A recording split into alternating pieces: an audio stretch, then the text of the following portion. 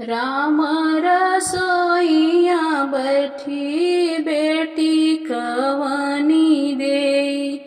सुन भाभी अरज हमार जी।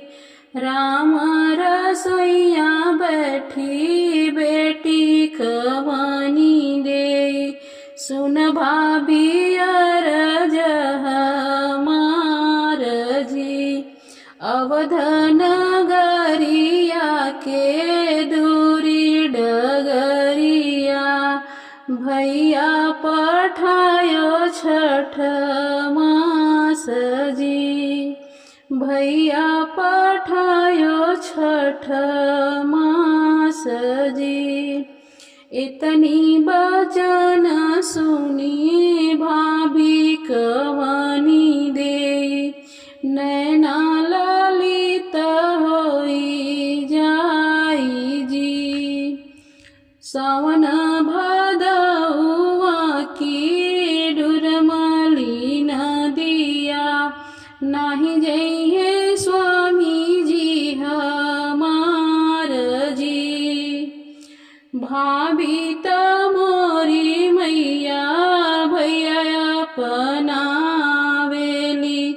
केली है सुधिया हमार जी। भाभी त मोरी मैया भैया अपनावेली। केली है सुधिया हमार जी।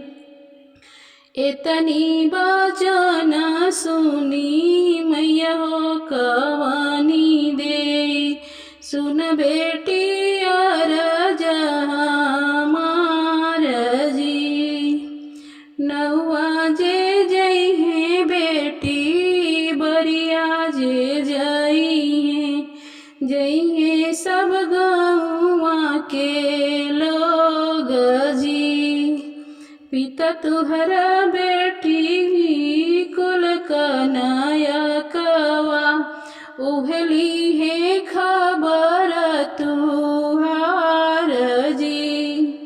राम रसोइया बैठी बेटी कवनी बेटी। सुन भाभी अरज हमार जी। सुन भाभी